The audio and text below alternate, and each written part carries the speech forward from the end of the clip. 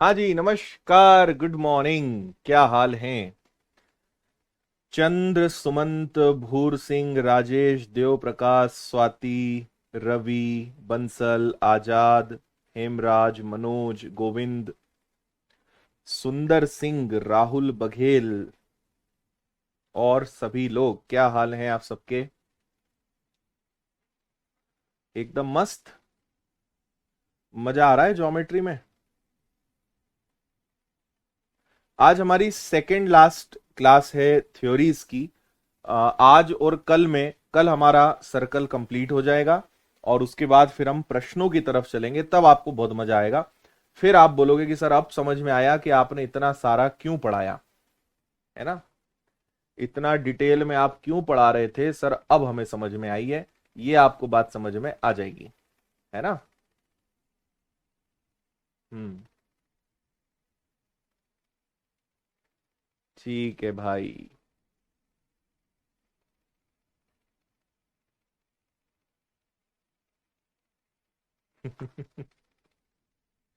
ठीक है, चलें करें शुरू। कल हमने सर्कल स्टार्ट किया था, बेसिक समझा था, और कल हमने चाप यानी आर्क से जुड़े हुए थ्योरम्स देखे थे। ठीक है, ये तो मेरे ख्याल से हो गए थे, इनको हम हटा देते हैं। ये भी हो गया था, ये भी हो गया था। आज हमें जीवा यानी कॉर्ड से जुड़े हुए प्रश्न शुरू करने थे। कॉर्ड या जीवा के बारे में मैंने आपको कल बता दिया था। ठीक है, ये एक आपका सर्कल हो गया। इस सर्कल में आपने कहीं भी सर्कल के अंदर कहीं भी आपने अगर एक लाइन खींच दी है तो ये क्या कहलाएगी? ये आपकी जीवा कहलाएगी, है ना। परिधि के दो बिंदुओं को टच करना है, so this is known as chord यानी जीवा। यही है, और यही रेखाखंड बनाती है।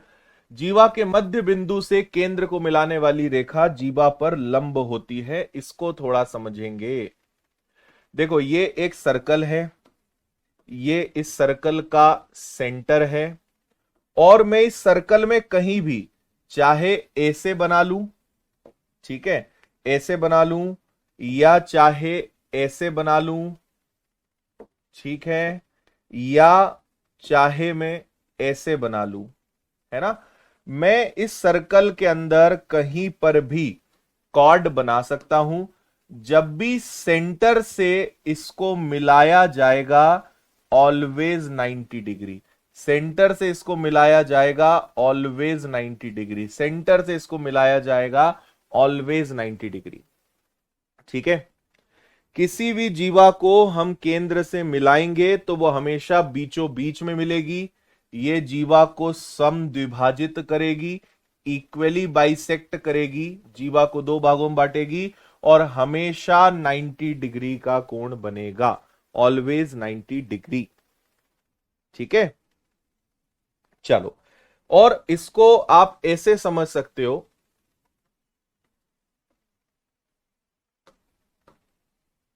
जैसे आप समझना, मान लीजिए मैंने यहां पर, है ना, दो जीवाएं खींच दी, एक इस प्रकार से बना दी, है ना। हम समझ रहे हैं कि इसको प्रूफ कैसे कर सकते हैं। है ना। हम इसको कैसे प्रूव कर सकते हैं, या फिर एक काम करते हैं, ऐसे ना लेकर इसको ऐसे ले लेते हैं, तो ये ट्राइंगल्स बनने में ज्यादा इजी हो जाएगा। यहां पर हमारे सर्कल का सेंटर है ना। इससे मैंने यहां भी मिलाया, इससे मैंने यहां भी मिलाया, इससे मैंने ये भी मिलाया। इसको मैंने नाम दे दिया ओ, इसको नाम दे दिया ए बी, इसको मैंने नाम दे दिया डी, है ना भाई। अब मुझे ये बताइए कि ये वाली जो रेखा है ओडी दोनों में कॉमन है, ओडी दोनों ट्राइंगल्स में कॉमन है। I am talking about triangle A B, ADO, triangle ADO and triangle BDO. मैं इन दोनों ट्राइंगल्स की बात कर रहा हूं। ओडी दोनों में कॉमन है, ये दोनों में कॉमन है, ये रेडियस है, ये रेडियस है ना। तो ये दोनों क्या हो जाएगी, मतलब हम कह सकते हैं कि ओए और ओबी ये दोनों में बराबर हो जाएगी। ठीक है, ओए और ओबी दोनों में क्या हो जाएगी, बराबर हो जाएगी, हाँ या ना। करेक्ट, हाँ जी। और अगर आप देखो ये क्या है, अगर आप उसको मध्य बिंदु से मिला रहे हो, अगर आप उसको मध्य बिंदु पे मिला रहे हो तो ये दोनों तो बराबर हो ही गई, और अगर मध्य बिंदु पे मिलाओगे तो ये दोनों भुजाएं भी एक दूसरे के बराबर हो जाएंगी। यानी आप कहेंगे कि एडी और बीडी जो है ये भी एक दूसरे के बराबर है। इसमें हर चीज ही बराबर हो गई। अगर हर चीज बराबर हो गई तो आप ये समझिए कि ये दोनों ट्राइंगल्स जो हैं, ये दोनों ट्राइंगल्स एक दूसरे के क्या हो जाएंगे, एक दूसरे के कॉन्ग्रुएंस हो जाएंगे, एक दूसरे के सर्वांग सम हो जाएंगे, इनके हर अंग समान हो जाएंगे, है ना। तो आपको पता है कि भाई जब हर चीज बराबर है, ये अपने आप में कंप्लीट 180 डिग्री रहेगा। क्योंकि ये हर चीज बराबर है तो ये दोनों कोण भी बराबर रहेंगे, तो ये दोनों कोण भी कितने कितने अंश के रहेंगे, 90 डिग्री के रहेंगे, है ना। तीनों भुजाएं बराबर हो गई। आपका ट्रिपल एस के रूल से आपने दोनों ट्राइंगल्स को कॉन्ग्रुएंस सिद्ध कर दिया। हर चीज बराबर है तो हर कोण भी बराबर रहेंगे, है ना। तो इसलिए कॉन्ग्रुएंस से हर चीज बराबर होने वाली है, हर कोण बराबर होते हैं। ये कोण बराबर है, ये वाले बराबर होंगे, ये वाले बराबर होंगे, हर चीज आपकी यहां पे जो है बराबर हो जाएगी। तो कहने का मतलब यह है कि जब भी आप किसी कॉर्ड को, किसी जीवा को केंद्र से मिलाओगे, वो हमेशा स्ट्रेट 90 डिग्री का एंगल बनाएगी। अगर मध्य बिंदु को मिलाओगे ऑब्वियसली दो बराबर भागों में वो बांटेगी। चलें आगे। अगला है समान जीवाएं केंद्र से समान दूरी पर होती हैं, या दो जीवाएं केंद्र से अगर समान दूरी पर हैं तो समान लंबाई की होती है। दोनों का मतलब क्या है, इसको भी हम जल्दी से समझ लेते हैं। यह हमारा एक सर्कल, ठीक है। इन्होंने कहा कि अगर दो जीवाएं बराबर है, लेट से कि एक जीवा ये है ना, एक जीवा ये है, और इसी को हमने फोटोकॉपी करा और एक जीवा को हमने यहां कर दिया, है ना। अगर दो जीवाएं समान हैं, दोनों की लेंथ इक्वल है, और यहां कहीं पे सेंटर है, तो जब मैं इसको इससे मिलाऊंगा या मैं इसको इससे मिलाऊंगा तो ये दोनों जो लंबाई है ये कैसी होगी, बराबर होगी।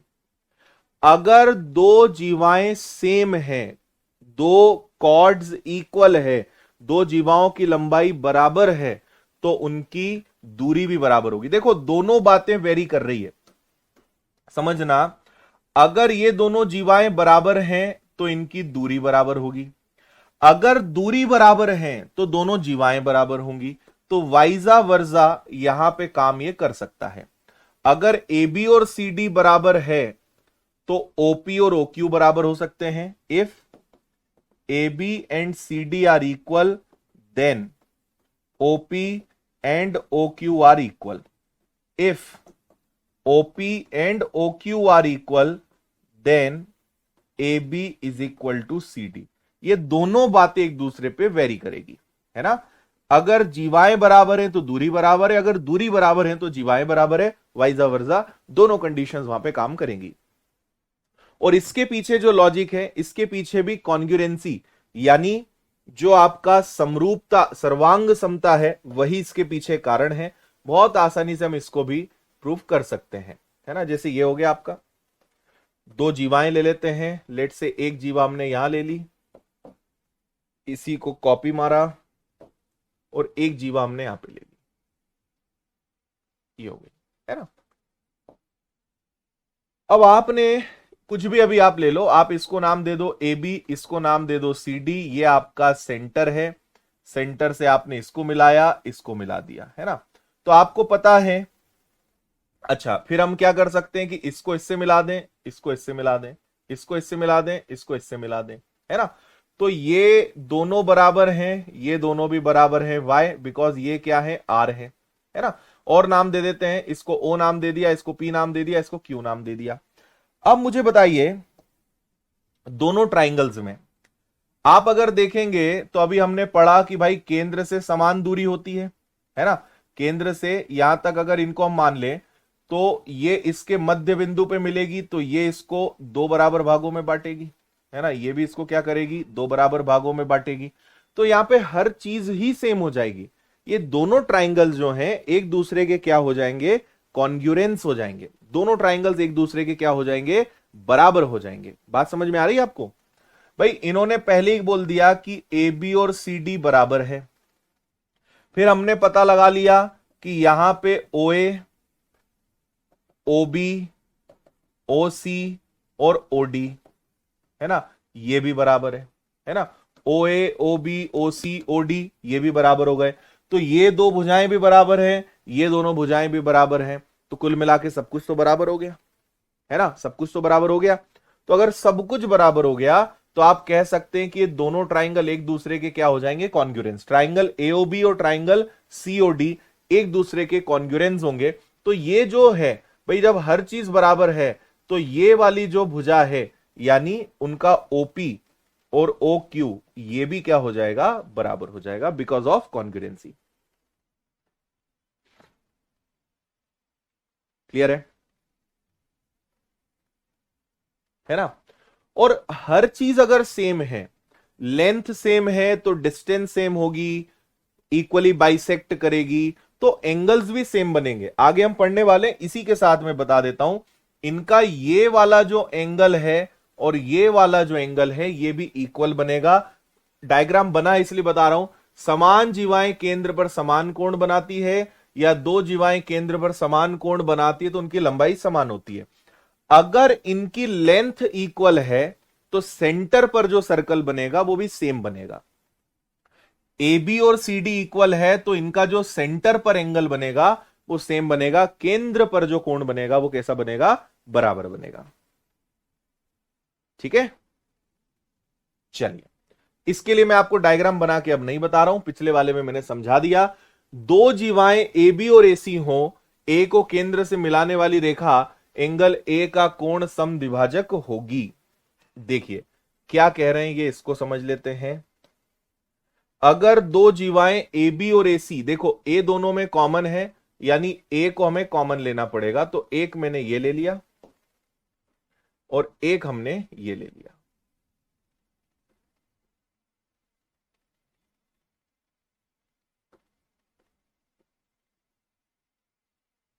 है ना। ये हो गया, दोनों की लेंथ बराबर है, ये ए है, ये बी है, ये सी है, और दोनों की लेंथ कैसी है, बराबर है। ठीक है, तो ए को केंद्र से मिलाने वाली रेखा ए का कोण समद्विभाजक होगी। मान लीजिए कि यहां कहीं पे केंद्र से होते हुए एक रेखा इस प्रकार से गुजर जाए, है ना, एक रेखा इस प्रकार से गुजर जाए और ये केंद्र से होकर गुजर रही है, तो ये जो रेखा है ये कोण अर्धक का काम करेगी, है ना। अगर दो जीवाएं एक दूसरे के बराबर हैं, जैसे बोला है आपको कि ए बी और ए सी क्या है, बराबर है। अगर ए बी और ए सी बराबर है और एक रेखा अगर केंद्र से होकर गुजरे, तो ये जो रेखा है ये कोण अर्धक का काम करेगी, एंगल बाइसेक्टर का काम करेगी, ये कोण को दो बराबर भागों में बांट देगी। क्लियर बात है ना। और इसके पीछे भी रीजन अगेन कॉन्ग्रुएंसी है। इसको भी अगर मैं आपको समझाऊं तो अगेन कॉन्ग्रुएंसी आ जाएगा यहां पे, है ना। भाई मान लो आपने यहां से यहां तक और यहां से यहां तक दो जीवाएं बनाई, इसको इससे मिला दिया, और ये जो एक रेखा है केंद्र से होकर गुजर रही है ना। तो आप एक बात समझो, इन्होंने कहा कि ये दोनों भुजाएं बराबर हैं, ये कॉमन है और ये त्रिज्या है, ये दोनों क्या है, त्रिज्या है। तो मुझे बताओ, ये दो भुजाएं बराबर हैं, ये वाली कॉमन है और ये रेडियस है, तो ट्रिपल एस का रूल लग गया ना। इससे ये दोनों क्या हो गए, कॉन्ग्रुएंस हो गए, दोनों क्या हो गए, सर्वांग सम हो गए। भुजा भुजा भुजा, भाई दो भुजाएं बराबर, ये कॉमन और ये दोनों बराबर, क्योंकि त्रिज्या है ना, केंद्र से परिधि तक की दूरी। तो तीनों भुजाएं बराबर हो गई, तो तीनों दोनों त्रिभुज बराबर हो गए, तो इनकी हर चीज बराबर हो जाएगी। तो अगर ये वाला जो कोण होगा, तो ये कोण भी जो है ये दो बराबर हिस्सों में बढ़ जाएगा, कोण भी दो बराबर हिस्सों में बढ़ जाएगा, है ना। चलिए, दो जीवाएं अगर वृत्त के अंदर कटे तो उनके द्वारा बने आयत का क्षेत्रफल होता है पीए पीबी पीसी पीडी। कल अगर आपने यूट्यूब पे क्लास अटेंड करी थी तो मैंने इसका एक क्वेश्चन कराया था, है ना। और आज हम इसको समझेंगे कि ये कैसे होता होगा। दो जीवाएं हैं, है ना, दो जीवाएं वृत्त के अंदर एक दूसरे को काट रही है। मान लीजिए एक ये जीवा हो गई और इस जीवा का नाम मैंने रख दिया है पीए, और एक ये जीवा हो गई, इसका नाम मैंने रख दिया पीबी, सॉरी पीए नहीं, इसका नाम हमने रख दिया ए बी, और इसका नाम रख दिया हमने सी डी, है ना। और इन दोनों ने एक दूसरे को कहां पे काटा है, पी पे। अगर सर्कल के अंदर दो जीवाएं एक दूसरे को काट रही हैं तो आप उनको एक कनेक्ट कर सकते हो, उनके बीच में आप एक संबंध बना सकते हो, और वो संबंध इस प्रकार रहेगा, है ना। पीए और पीबी का गुणा पीसी और पीडी के बराबर होगा, ये आप ध्यान रखिएगा, पीए पीबी पीसी पीडी के बराबर होगा, ये बात आपको हमेशा ध्यान रखनी है। Now what is the reason behind this, why this is so, इसको समझ लेते हैं। ये हमने एक सर्कल लिया, ध्यान से समझते जाना, है ना। हमने दो जीवाएं बना दी, एक जीवा ये बना दी, ठीक है, एक जीवा हमने ये बना दी, ओके। नामकरण कर दिया, इसको ए बी दे दिया, इसको आपने सी डी नाम दे दिया, इसको आपने पी नाम दे दिया। अब मैं कहता हूं आपको कि इन दो चीजों को और मिला दो, इसको इससे मिला देना जरा, ठीक है, और इसको इससे मिला दो। हम प्रूव कर रहे हैं ना कि ऐसा क्यों होता होगा, हम उस बात को प्रूव करने जा रहे हैं, ठीक है। चलो, अब मुझे एक बात बताना, आप यहां पे आपको एक चीज पता है कि ये क्या हो जाएंगे, ये आपके हो जाएंगे वर्टिकली अपोजिट एंगल, ये दोनों क्या हो जाएंगे, वर्टिकली अपोजिट एंगल्स हो जाएंगे, है या ना, क्लियर, ठीक है। अब यहां पे आप एक चाप से देखिएगा, है ना। अगर मैं आपसे कहूं कि इस बीडी चाप को देखिए, इस बीडी चाप को देखिए, तो जब आपको पता है कि एक ही चाप से आप कितने भी कोण बनाओगे वो हमेशा सेम बनेंगे, क्या आपको ये याद है। तो अगर मैं इस बीडी आर्क से बनाऊंगा तो देखो, एक ये हो रहा है, एक ये हो रहा है। अगर इसको मैं एक्स नाम दे दूं तो इसको मैं क्या नाम दे सकता हूं, एक्स, सही है बात। फिर यही चीज को अब आप दूसरे आर्क से देखेंगे, सामने वाले आर्क से देखेंगे। अब इसी चीज को आप एसी आर्क से देखिए, इसी चीज को जब आप एसी आर्क से देखेंगे तो यहां ये और यहां ये, तो इस वाले को मैं y नाम दे दूं और इस वाले को मैं y नाम दे दूं, और इसको मैंने अपनी मर्जी से थीटा नाम दे दिया, है ना। इनको मैंने क्या नाम दे दिया, थीटा। तो भाई ये दोनों कोण बराबर हैं, ये दोनों कोण बराबर हैं, और ये शीर्षाभिमुख कोण है वो बराबर है। तो ये तो तीनों एंगल्स बराबर हो गए, है ना, तीनों कोण बराबर हो गए। तो यहां पे ट्रिपल ए के रूल से हम क्या कह सकते हैं कि दोनों ट्राइंगल्स एक दूसरे के सिमिलर भी बोल सकते हैं, है ना। कॉन्ग्रुएंस होंगे या नहीं होंगे जरूरी नहीं है, हम यहां पे क्या कहेंगे कि दोनों ट्राइंगल्स एक दूसरे के सिमिलर है, समरूप है। आप बोलोगे सर आप सर्वांग सम भी तो बोल सकते थे, नहीं जरूरी नहीं है ना भाई। मैंने एक ऐसे ले लिया और अगर एक ऐसा ले लेता तो फिर ये दोनों त्रिभुज कहां से सर्वांग सम होते, एक बड़ा एक छोटा हो जाता। तो ये समरूप होंगे, सर्वांग सम हो हमेशा ऐसा जरूरी नहीं है ना, क्योंकि एक त्रिभुज छोटा एक बड़ा हो सकता है, बट तीनों एंगल्स हमेशा सेम होंगे, ये कंफर्म है। इतनी बात समझ में आई सभी को। तो अब हम क्या करेंगे, अब सुनना। अगर भुजाएं दोनों त्रिभुज समरूप हैं तो भुजाएं समान अनुपात में होंगी। तो आप यहां करेंगे क्या, यहां पे देखेंगे ओ से लेकर ए तक, भाई ओ ए, तो यहां क्या हो जाएगा, सॉरी ओ ए बोल रहा हूं, पी ए, तो यहां पे पी ए है तो यहां पे क्या हो जाएगा पीसी। फिर यहां पे अगर आपने ले लिया पीडी तो यहां क्या हो जाएगा आपका पीबी, और अगर बचा कौन आपका एडी और बीसी, एडी तो ये आ जाएगा आपके बीसी के।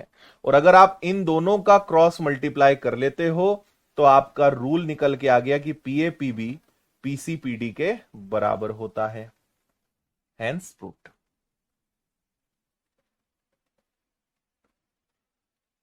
क्लियर हुआ? हाँ, देखो सेंटर पे काटे नहीं काटे कोई फर्क नहीं पड़ता, हमेशा सेंटर पे काटे नहीं पता। क्लियर हुआ? जेड वाला फॉर्मूला नहीं लगेगा भाई, हमें नहीं पता कि ये पैरेलल है। जेड कब लगता है, जब दो भुजाएं एक दूसरे के समानांतर हों, पैरेलल हों, तब आप जेड लगा सकते हो। लेकिन यहां कैसे पता भाई, हमें नहीं पता पैरेलल है, हमें नहीं पता इक्वल है, हमने तो उसको नॉर्मल तरीके से सॉल्व कर दिया। ठीक है, इसी का एक सेकेंड कंडीशन होता है, ब्लैंक की अब हमें जरूरत नहीं है तो इसको हम हटा देते हैं, हमने वहीं प्रूव कर लिया। इसी का सेकेंड रूल होता है, अगर दो जीवाएं वृत्त के बाहर प्रतिच्छेद करें, अभी तो इन्होंने अंदर प्रतिच्छेद करा, अगर कभी ये बाहर मिल जाए, है ना, जैसे ये इधर गई और ये यहां गई,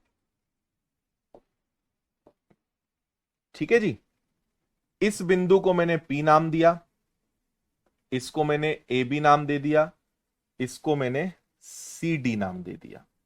तो P A P B P C और पी डी एक दूसरे के बराबर है।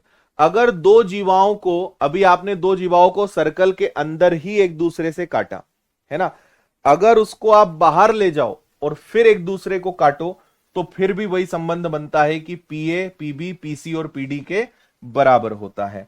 अब हम इसको भी चाहें तो प्रूव कर सकते हैं, है ना, इसको आपको हम प्रूव करके बता देते हैं कि भाई ऐसा क्यों होता होगा, इसको ध्यान से समझ लेना, है ना।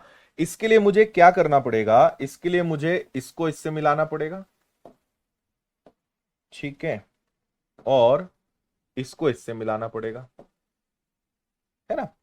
अब अभी हम एक चीज आगे सीखेंगे, अभी हमने नहीं पढ़ा है लेकिन आपको थोड़ा सा उसका हिंट दे देता हूं, उसको बोलते हैं चक्रीय चतुर्भुज।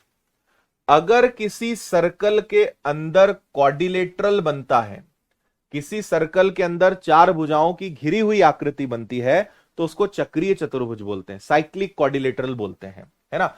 और आगे ये पढ़ेंगे अपन, है ना। चक्रीय चतुर्भुज के आमने सामने के कोणों का योग हमेशा 180 अंश होता है, ये एक बात ध्यान रखना।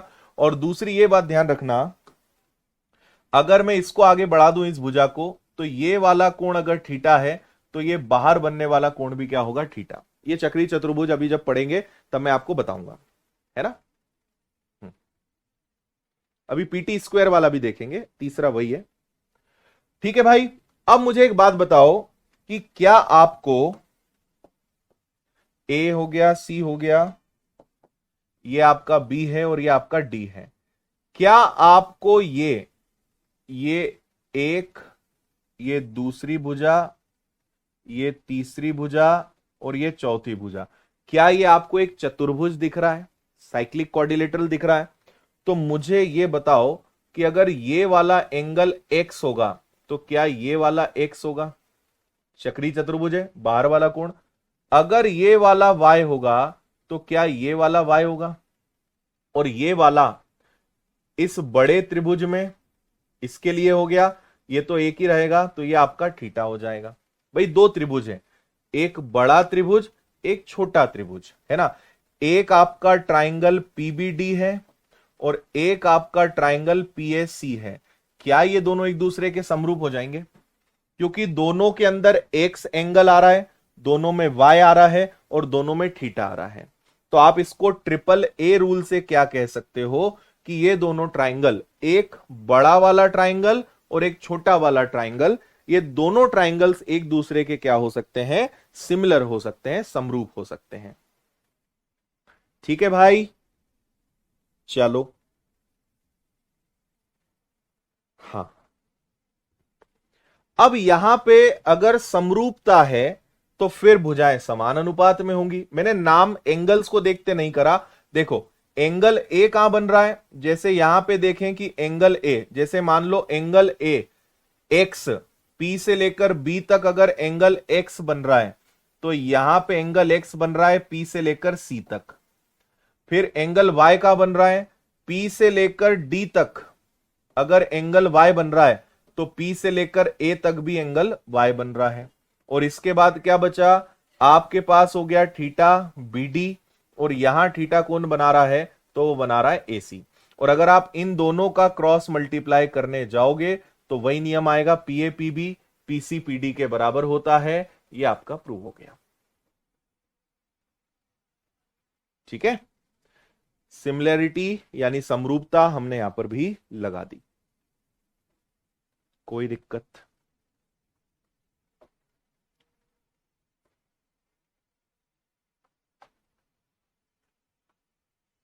हाँ,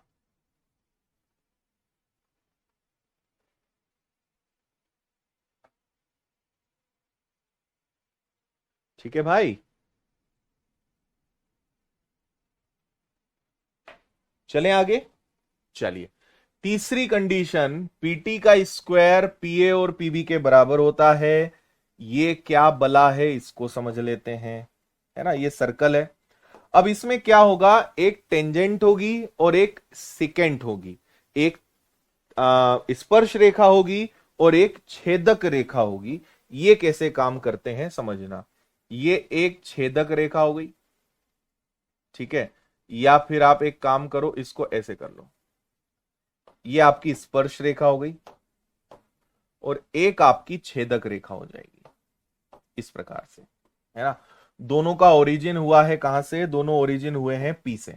ये पी हो गया, इसने जहां टच करा इसको मैंने टी नाम दिया, यहां टच करा ए नाम दिया, यहां टच करा इसको बी नाम दिया। तो हम कह सकते हैं कि पीटी का जो स्क्वायर है वो पीए और पीबी के बराबर होता है। पीटी का जो स्क्वायर है वो पीए और पीबी के बराबर होता है।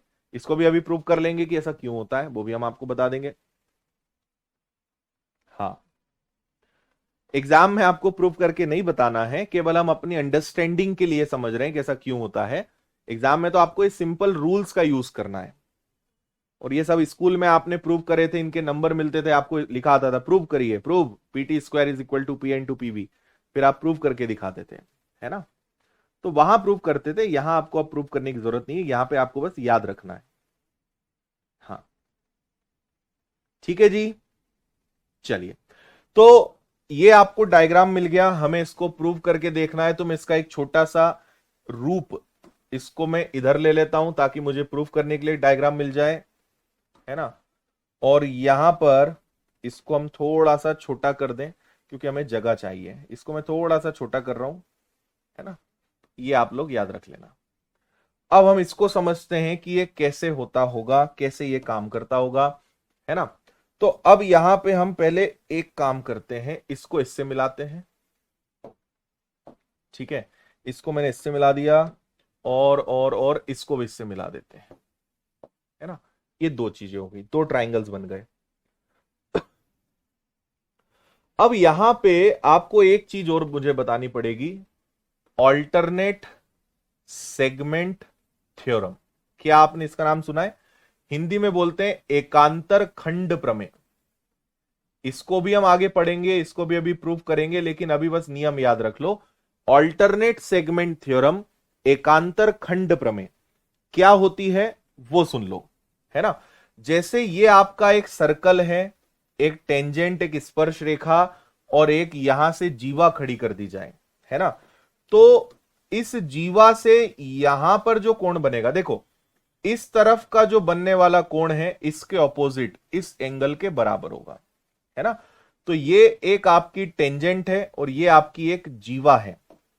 जीवा का कलर मैं अलग कर देता हूं, ये जीवा है, तो इस तरफ का कोण इसके ऑपोजिट इक्वल होगा, और आप इसको कितने भी बना सकते हो। आगे मैं इसको डिटेल में सिखाऊंगा, पर इसकी मुझे यहां पे अभी जरूरत पड़ने वाली है, इसलिए मैंने आपको ये बताया, है ना। इसको बोलते हैं ऑल्टरनेट सेगमेंट थ्योरम, एकांतर खंड प्रमेय। तो अब इसका यहां पे हम यूज कैसे करेंगे, देखो ये टेंजेंट है, तो यहां वाला जो एंगल है वो इस एंगल के बराबर होगा, है या ना, है ना। ये वाला कोण इसके बराबर होगा, बोलो हाँ या ना, सही है बात, ठीक है। चलो, तो आपने इसको नाम दे दिया थीटा, तो आपने इसको भी नाम क्या दे दिया, इसको भी नाम आपने दे दिया थीटा। क्लियर है ना। एकांतर खंड प्रमेय, ये डायग्राम घूम गया है, बस ऐसे समझ लो कि यहां थीटा है तो यहां भी क्या हो जाएगा, थीटा हो जाएगा। क्लियर, हाँ, ओके। चलो, अब हम अपने मन से इसको नाम दे देते हैं x, और इसको नाम दे देते हैं y। और अब मैं आपसे जो पूछ रहा हूं वो चीज मुझे ध्यान से आप लोग सभी लोग बताना, है ना। अगर मैं आपसे पूछूं कि ये वाला एंगल क्या कहलाएगा, बताओ जल्दी से सब लोग, ये वाला एंगल क्या होगा, क्या आप मुझे आंसर दे सकते हो, ये वाला एंगल क्या होगा। हम्म,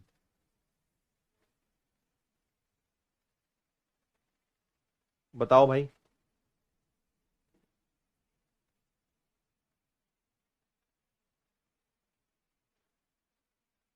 आपको फिर एक नियम यहां पे यूज में लाना पड़ेगा, उससे आपको ये समझ में आएगा। मान लीजिए ये एक्स है, ये आपका थीटा है, तो ये वाला क्या होगा, x plus theta, exterior angle. Y कोण वाला नियम लग जाएगा, है ना। इसको मैं क्या कह सकता हूं, इसको मैं कह सकता हूं कि एक्स प्लस थीटा, ये क्या है, एक्स प्लस थीटा है। समझ में आ रही है बात, ये क्या हो जाएगा, ये एक्स और ये जो थीटा है इसका एक्सटीरियर हो गया, यानी ये एक्स प्लस थीटा हो गया, ठीक है। ये क्या हो जाएगा, एक्स प्लस थीटा हो जाएगा। ओके भाई, चलो, ओके, चलो। अब मुझे एक बात बताओ, अब हमें दो ट्राइंगल्स लेने हैं, एक ट्राइंगल लेना है पीटीबी और एक ट्राइंगल लेना है पीएटी। इन दो ट्राइंगल्स को मुझे लेना है। क्या आपको दोनों ट्राइंगल्स में तीनों एंगल्स दिख रहे हैं। सबसे पहले बात करते हैं पीटीबी की। पीटीबी की देखो, ये वाला एंगल कौन सा है, वाई। ये वाला एंगल कौन सा है, एक्स प्लस थीटा। और ये वाला एंगल कौन सा है, थीटा। फिर पीएटी की बात करें, अगर पीएटी की बात करें तो ये वाला एंगल कौन सा है, वाई। ये वाला एंगल कौन सा है, ये वाला एंगल है थीटा। और ये वाला एंगल कौन सा है, एक्स प्लस थीटा। क्या दोनों में कोण समान है, थीटा यहां भी है, थीटा यहां भी है। X plus theta, x plus theta, y तो वाई। नामकरण कर दो, ये P है, ये T है ना, ये T है, और ये आपका क्या हो जाएगा, B। यहां पे आ जाओ तो ये P है, ये आपका T है, और ये आपका क्या आ गया, A। तो अगर तीनों में, दोनों त्रिभुज में दोनों कोण बराबर हैं, तो मैं इन दोनों को क्या कह सकता हूं कि ये दोनों एक दूसरे के कैसे हैं, सिमिलर हैं, एक दूसरे के समरूप हैं। क्लियर है ना, तीनों के एंगल्स बराबर है, तो हम इसको ट्रिपल ए के रूल से एक दूसरे को सिमिलर प्रूफ कर दिया हमने इनको। अब यहां पे हमें जो समझना है, देखो यहां पे अगर आप देखोगे theta x plus theta, theta x plus theta, ये दोनों भुजाएं, कोण यहां पे बराबर हो गए। अब आप एंगल पे चलिए, जैसे यहां पे अगर आप चाहें तो इसको थोड़ा सा चेंज भी कर सकते हैं अपनी सुविधा के हिसाब से। यहां पे P है, यहां पे P है ना, यहां पे T है, यहां पे ये कंप्लीट T है, और ये B है, और ये आपका A है। अब अगर दो त्रिभुज एक दूसरे के समरूप हैं तो उनकी भुजाएं भी समान अनुपात में होंगी। क्या ये बात सही है। तो अगर मैं कहूं कि यहां पे PT है ना, और यहां पे अगर PB को ले लिया जाए, और यहां पे अगर PA और पीटी को ले लिया जाए तो क्या ये सही होगा? देखो पीटी और यहां पे क्या आ जाएगा आपका पीबी। पी पर वाई है, पी पर वाई है, बी पर थीटा है, टी पर थीटा है ना? तो PT y theta, PB y theta, PT और पीबी। इसी प्रकार पी से लेकर ए तक वाई एक्स थीटा, वाई और एक्स थीटा यानी पीटी। तो पीए और पीटी एक दूसरे के बराबर होंगी। बची कौन सी भुजा? पीटी हो गई, पीए हो गई, तो आपकी बची एक टीए, और यहां पे आपकी कौन सी बची? यहां पे पीबी हो गई, पीटी हो गई, तो यहां बची टीबी। लेकिन हमारा काम तो इससे ही हो जाएगा। इसको अगर आप क्रॉस मल्टीप्लाई करते हो तो देखो क्या होगा, पीटी का स्क्वायर इज इक्वल टू पीए और पीबी। तो आपका ये वाला प्रूव हो गया कि पीटी का square is equal to PA into PB. Clear? हाँ, आप इसको एंगल के सीक्वेंस में अरेंज कर सकते थे। आप जैसे ये वाला ट्राइंगल है ना, मान लीजिए चलो ये है, तो एंगल P यहां है, तो यहां भी एंगल P है, P पे कोण सेम है। अगला B है तो T है, यहां पे B लोगे तो यहां T लेना पड़ेगा। और अगला यहां पे T है और यहां पे A है, तो यहां पे T है और यहां पे A है। ऐसे आप ले लोगे, आपका काम फटाफट हो जाएगा। पर हमने शायद उल्टा लिखा है क्या? ये दोनों ट्राइंगल्स एक दूसरे के इक्वल हो जाएंगे, है ना? देखो पीबी पीटी, पीबी पीटी, फिर बीटी और टीए, ये हो गया। फिर पीटी और पीए, पीटी और पीए।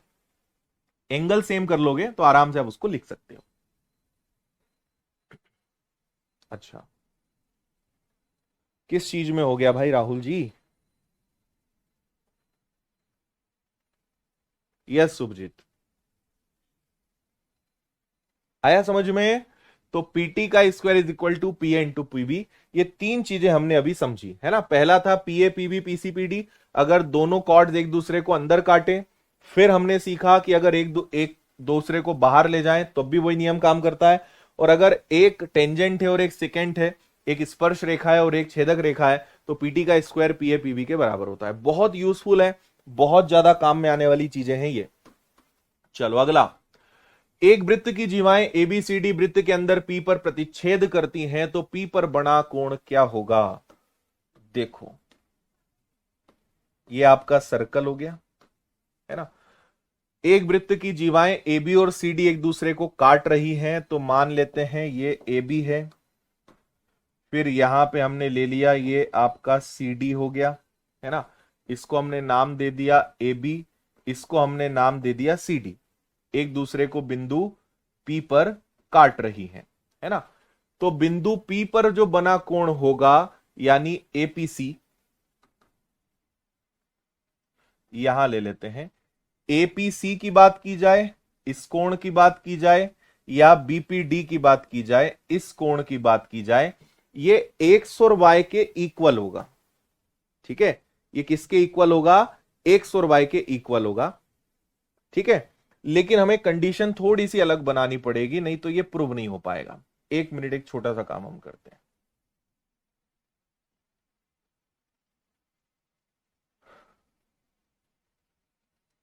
इसको हम ऐसे बनाते हैं, इसको यहां लेते हैं और इसको यहां लेते हैं, है ना? सेंटर पे जो कोण बनते हैं ना, एक्चुअली वो उसके इक्वल होगा, तब वो सेटिस्फाई करना इजी रहेगा हमारे लिए। यहां पे आप सेंटर को छोड़ दो, इसको आपने नाम दे दिया ए बी, इसको नाम दे दिया आपने सी डी।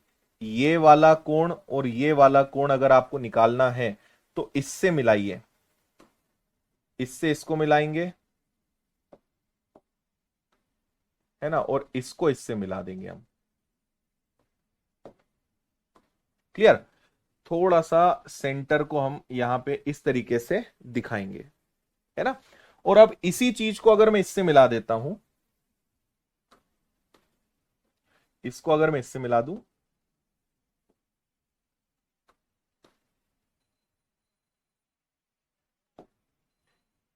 अभी मैं आपको प्रूफ करके ही बताऊंगा। तो ये वाला जो एंगल है इसको x नाम दे दो, इस एंगल को y नाम दे दो। तो x और y से ये दोनों एंगल्स आप निकाल सकते हैं।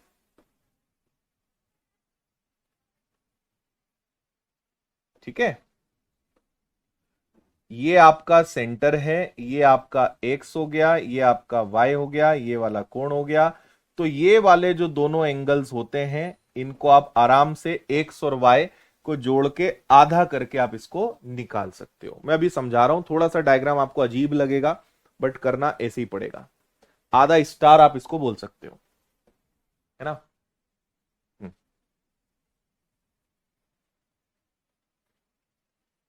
हाफ स्टार फिश बन गई। सही है बात यहां तक।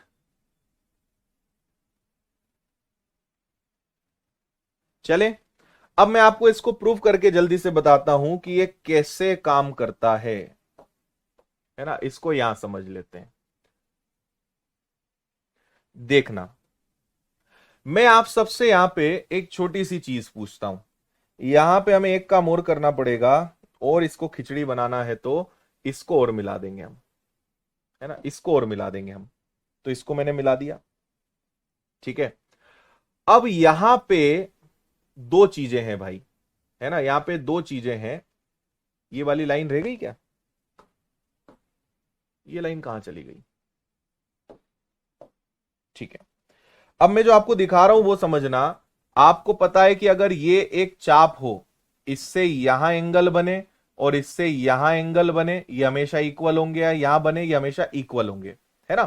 तो आप एक चीज समझना, अगर हम यहां पे चाप डीबी की बात करें, इस वाले आर्क की हम अगर बात करें, इस वाले आर्क की अगर बात करें, है ना, तो यहां पे आपके दो एंगल्स एक दूसरे के इक्वल हो सकते हैं, है या ना। ठीक है, सही है। ए सी हो गया, बी डी हो गया, ओके है। हम्म, ठीक है, एक तो ये हो गया। दूसरा आपको एक चीज और जल्दी से याद दिला दूं कि केंद्र पर बनने वाला जो कोण होता है वो परिधि पर बनने वाले कोण का हमेशा क्या होता है? डबल होता है। ये भी आपको याद होगा। सेंटर पर जो एंगल बनेगा वो सरकमफेरेंस का हमेशा क्या होगा? डबल होगा। एक ये हो गया। फिर हमने कल चोंच कॉन्सेप्ट भी आपको सिखाया था कि ये चोंच को हम इधर भी ले जा सकते हैं, है ना। तो मान लीजिए ये अगर थीटा है तो ये 2 थीटा होगा, या इसको दूसरे भाषा में कहूं तो मान लो ये वाई है, तो ये पता है क्या होगा? वाई का आधा। समझ में आ रही है बात? थोड़ा सा और बड़ा बताता हूं। केंद्र पर जो एंगल बनेगा वो हमेशा डबल होगा इसके। अब मैं इसको नाम दे दूं कि भैया ये वाई है, तो ये वाला क्या होगा? इसका आधा, है ना, क्योंकि इसका डबल होगा तभी तो ये आएगा। ये मैं इसलिए बता रहा हूं क्योंकि यही की यही चीज हमें यहां यूज करनी है। इस चाप को देखिए ध्यान से, इसने यहां पे एक एंगल बनाया जिसका नाम आपने वाई दिया, और इसी से यहां एक एंगल बन रहा है। तो अगर ये y है तो ये वाला कोण क्या हो जाएगा? ये वाला कोण आपका हो जाएगा y/2, y/2। ठीक इसी प्रकार अगर आप चाप AC देखोगे, इस AC चाप को देखोगे, तो इसने भी क्या करा है? इसने एक तो सेंटर पे एंगल बनाया, इसने सेंटर पे एंगल बनाया, और इसने एक यहां एंगल बनाया, है ना, यहां भी बनाया। तो ये वाला एंगल इसका आधा हो जाएगा क्या? है ना, ये वाला एंगल क्या हो जाएगा? तो आपका ये वाला एंगल क्या कहलाएगा? ये कहलाएगा x/2, x/2। ठीक है, थोड़ी सी खिचड़ी हो गई। अब मैं आपको जो समझा रहा हूं वो ध्यान देना। इसको अब अलग से हम लेते हैं। ये इतना जो आपका त्रिभुज है ना, इसको अलग से लो। ये हो गया, ये हो गया, ये हो गया, इसको आगे बढ़ा दो। मैं किसकी बात कर रहा हूं? मैं बात कर रहा हूं इस त्रिभुज की। मैं इस त्रिभुज को अलग से बना रहा हूं, ये वाला, है ना। इस त्रिभुज को मैंने अलग से बनाया, ये लाइन को आगे बढ़ा दिया मैंने। तो एक भुजा, दूसरी भुजा, और ये तीसरी भुजा, इस त्रिभुज को मैंने यहां लिया, है ना। चलो, अब ये बताओ, इसका नाम है x/2, इसका नाम है y/2। तो बताओ ये वाला एंगल क्या होगा? बाहर जो आपका कोण बनता है वो अंदर वाले दोनों कोणों का योग होता है। तो x/2 और y/2 को जोड़ोगे तो 1/2 कॉमन निकल जाएगा, और बनेगा क्या? x+y। बाहर वाला एंगल इन दोनों के इक्वल होगा। तो इस एंगल की वैल्यू क्या होगी? इस एंगल की वैल्यू क्या होगी? x और y का आधा। ठीक है, और ये दोनों वर्टिकली ऑपोजिट एंगल है, तो अगर ये वाला जो एंगल होगा वही एंगल ये वाला होगा, इसलिए उसकी वैल्यू भी क्या आएगी, ये आएगी। तो ये एक्स और वाई से दोनों को हो जाएगा। आया मजा? हम्म।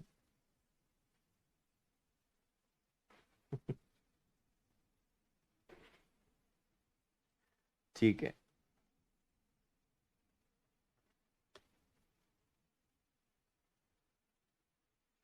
ठीक है भाई।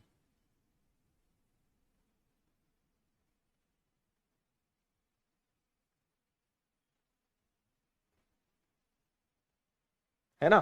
थोड़ा सा आप इसको रिपीट करके देख लेना।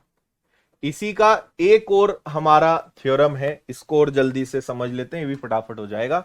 ये तो खैर ब्लैंक है, इसको हटा देते हैं। हम्म। यहां पे एक चीज और हम इसी का हिस्सा समझ लेते हैं। ये हमने एक सर्कल बनाया, ठीक है। इन्होंने कहा कि दो जीवाएं इस प्रकार हैं कि आगे बढ़ाने पर वृत्त के बाहर बिंदु पी पर काटें।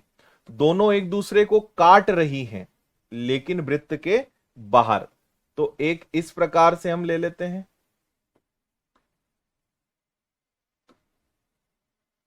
ठीक है। एक आपकी ये वाली जीवा हो गई, ए बी और सी डी, यहां पे हम दो जीवाएं ले रहे हैं ना, और एक मैंने यहां से यहां तक ले ली। इन्होंने दोनों को बाहर बिंदु पी पर जो है एक दूसरे को टच किया। इसका नाम हमने दे दिया ए बी, यहां तक गई, और इसका नाम हमने दे दिया सी डी, जो यहां तक गई, है ना। आगे बढ़ाने पर वृत्त के बाहर मिलती है, और अगर एक दूसरे को बिंदु पी पर काटे, बिंदु पी पर काटे या बिंदु पी पर मिले, उस केस में क्या बनेगा हम उसकी बात कर रहे हैं। तो जैसे मान लो यहां पे सेंटर है, तो मैंने इसको इससे मिलाया, इसको इससे मिलाया, इसको इससे मिलाया, और इसको इससे मिलाया। इधर वाले एंगल को मैंने x नाम दे दिया, इधर वाले एंगल को मैंने y नाम दे दिया। तो ये वाला जो एंगल होगा ना थीटा, ये जो थीटा है ये x प्लस वाई के बराबर होगा, है ना। ये वाला जो हमारा थीटा है ये x और y के अंतर का आधा होगा। मैं पूछूंगा ये वाला कोण बताओ, तो एंगल x में से एंगल y को घटा के 2 का भाग दे देंगे, वो आपके इस कोण की वैल्यू आएगी। यही आपसे बोल रहे हैं, इसी का नाम है एपीसी, या इसी को हम क्या कह सकते हैं, बीपीडी। उस कोण की वैल्यू जो है इन दोनों कोण की आधी होगी। मैं आपको फटाफट प्रूफ करके बता देता हूं, कोई बड़ी बात इसमें नहीं है ना। मैं आपको प्रूफ करके बता देता हूं। इसको हम थोड़ा सा इधर साइड कर लेते हैं फॉर रिकॉर्ड्स, और इसको यहां ले लेते हैं, है ना।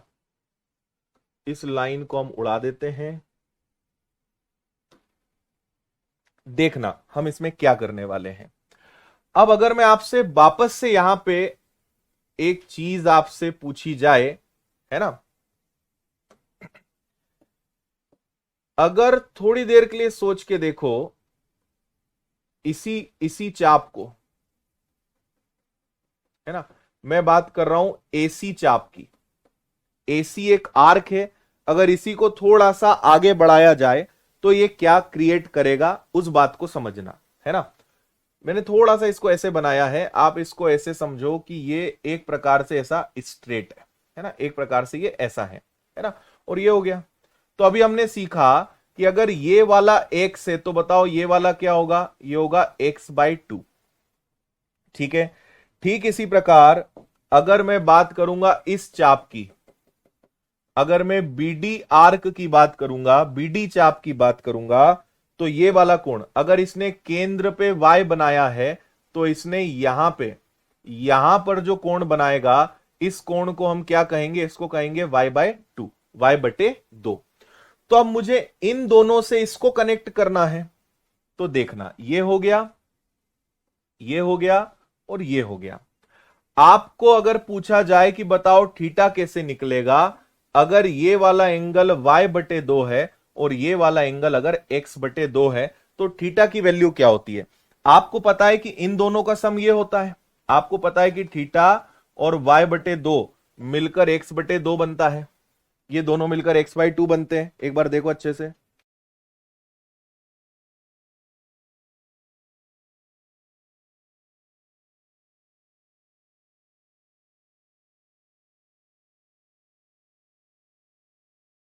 इतना आया समझ में? ठीक है। ये भाई बाहर जो कोण बनेगा वो इन दोनों के योग के बराबर होगा। तो आपको अगर मैं यहां पे पूछूं कि बताओ थीटा की वैल्यू क्या होगी, तो x बटे दो में से y बटे दो घटाओगे, कुल मिला के 1/2 कॉमन निकलेगा, x माइनस वाई आ जाएगा। तो इस थीटा की वैल्यू अगर आपको बतानी है तो वो आएगा 1/2 x माइनस वाई। थीटा की वैल्यू 1/2 x माइनस वाई। इस तरीके से हम इसको प्रूव कर सकते हैं।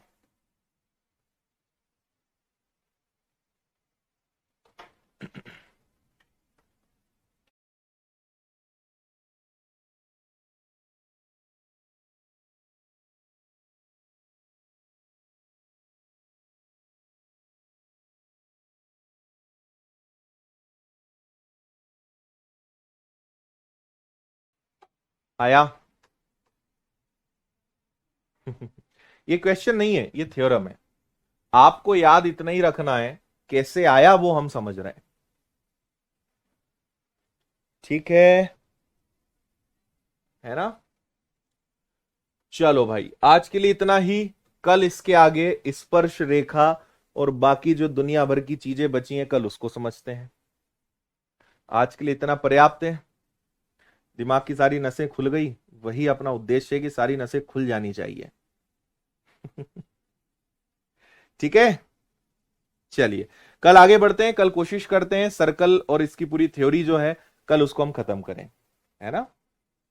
ज्यादा नहीं है, थोड़ा बहुत बचा है, उसको कल समझेंगे। मजा नहीं आ रहा है तो हमने पहले ही कहा है कि बोरिंग तो है, लेकिन जब क्वेश्चन करोगे तब आपको समझ में आएगा कि इन चीजों का महत्व क्या है। वो क्वेश्चंस पे ही समझ में आएगा कल का दिन। और उसके बाद जब क्वेश्चंस करेंगे तो आप खुद कहोगे कि सर ये थ्योरी जितनी अच्छे से पढ़ेंगे सवाल पूरे इसी से बनेंगे। आपने थ्योरी जितनी अच्छे से पढ़ी होगी सवाल उसी से सॉल्व होंगे। ठीक है, चलो बहुत बहुत धन्यवाद। जय हिंद, खुश रहिए, मस्त रहिए, मुस्कुराते रहिए। मिलते हैं रात को 8 बजे और अभी नेक्स्ट क्लास में भी। Thank you.